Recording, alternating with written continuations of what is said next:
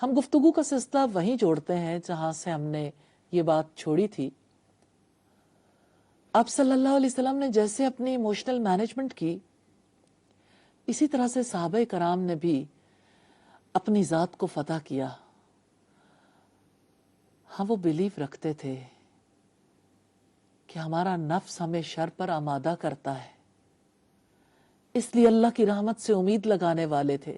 اللہم رحمتک ارجو فلا تکلنی الی نفسی طرفۃ عین واصلح لی شأنی کلہ لا الہ الا انت، لا الہ الا انت۔ اللہ، میں تیری رحمت کا امیدوار ہوں، تو مجھے میرے نفس کے حوالے ایک لمحے کے لیے نہ کرنا، میرے حالات کی اصلاح کر دینا، تیرے سوا کوئی معبود نہیں۔ تو صحابہ کرام کی زندگی میں ہم دیکھتے ہیں ایک شخص جس کا نام عیینہ بن حصن بن حذیفہ تھا، اس نے اپنے بھتیجے حر بن قیس کے یہاں آ کر قیام کیا۔ حر ان چند خاص لوگوں میں سے تھے جنہیں سیدنا عمر اپنے بہت قریب رکھتے تھے۔ جو لوگ قرآن مجید کے زیادہ عالم ہوتے، اچھے قاری ہوتے، حضرت عمر کی مجلس میں انہی کو زیادہ قربت ہوتی، اور ایسے لوگ ان کے مشیر ہوتے۔ اس کی کوئی قید نہیں تھی کہ وہ عمر رسیدہ ہوں یا نوجوان ہوں۔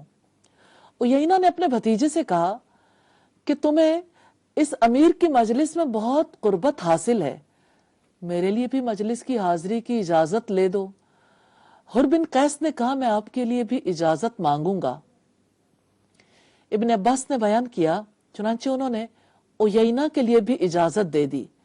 مجلس میں جب پہنچے تو وہ کہنے لگے، اے خطاب کے بیٹے، اللہ کی قسم، نہ تو تم ہمیں مال دیتے ہو، نہ عدل و انصاف کے ساتھ فیصلے کرتے ہو۔ حضرت عمر کو ان کی بات پر غصہ تو بہت آیا۔ آگے بڑھے ہی تھے کہ حر بن قیس نے عرض کیا، امیر المومنین، اللہ تعالیٰ نے اپنے نبی سے خطاب کر کے فرمایا ہے، خذ العفو وأمر بالعرف وأعرض عن الجاہلین، معافی کا طریقہ اختیار کرو، نیک کام کا حکم دو، اور جاہلوں سے کنارہ کش ہو جاؤ۔ تو یہ بھی جاہلوں میں سے ہے۔ اللہ کی قسم، جب حر نے قرآن مجید کی تلاوت کی، سیدنا عمر بالکل ٹھنڈے پڑ گئے، اور کتاب اللہ کے حکم کے سامنے ان کی یہی حالت ہوتی تھی۔ یہ روایت صحیح بخاری کی ہے، 4642 نمبر پر۔ تو وہ رنگ جو نبی صلی اللہ علیہ وسلم کی حیات میں آیا، انبیاء کی زندگی میں آیا، وہ ان کے قریب رہنے والوں میں بھی آیا۔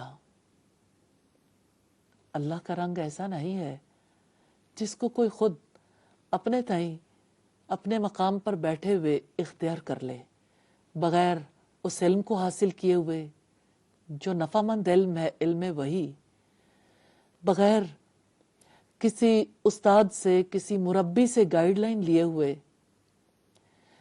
حقیقت یہ ہے کہ جہاں علم سیکھنے کی ضرورت ہوتی ہے، وہاں عمل کو بھی سیکھنے کی ضرورت ہوتی ہے، اور عمل کو جب تک کوئی آبزرو نہیں کرتا، اس کے بارے میں رہنمائی نہیں دے سکتا۔ اور جذباتی اعتبار سے انسان کے اندر جب ناہمواریاں آ جاتی ہیں تو اس کے لیے اسے کنٹرولڈ انوائرمنٹ میں رہنے کی بھی ضرورت ہوتی ہے۔ کچھ عادات انسان کی زندگی میں ایسی ہوتی ہیں جن کی کنڈیشننگ ہو جاتی ہے، عادت ہو جاتی ہے نا، ذہن سازی ہو جاتی ہے۔ تو ڈی کنڈیشنڈ ہونا خود سے خود ممکن نہیں ہوتا، کیونکہ انسان اپنے بارے میں فیصلہ کرتے ہوئے عموماً عدل سے کام نہیں لیتا، اسے اپنی خرابیاں نہیں دکھتی۔ جذبات میں توازن قائم کرنے کے لیے انسان کو زیادہ محنت کرنے کی ضرورت ہے۔ جذبوں میں اللہ کا رنگ آ سکتا ہے، جذباتی تربیت ہو سکتی ہے، جذبوں کو توازن میں رکھا جا سکتا ہے۔ ارادہ ضروری ہے، دعا بھی ضروری ہے، نفع مند علم اور اس کے مطابق عمل سیکھنا بھی ضروری ہے، تاکہ اللہ تعالی رحمت فرما دیں۔ یہ نشست بھی اسی سلسلے کی ایک کڑی ہے. اللہ تعالیٰ سے دعا ہے ہمیں ایموشنل مینجمنٹ کے لیے انبیاء کی زندگی سے سبق لینے کی توفیق عطا فرمائے. اللہ تعالیٰ سے دعا ہے ہماری ذات میں جو کمیاں، کوتاہیاں، خامیاں ہیں، ہمیں ان کو دور کرنے کی توفیق عطا فرمائے. ہمیں اپنی خرابیاں دیکھنے کی طرف توجہ کرنے کی توفیق عطا فرمائے، اور اللہ تعالیٰ ہمیں دوسروں کے اندر خرابیاں تلاش کرنے سے بچا لے.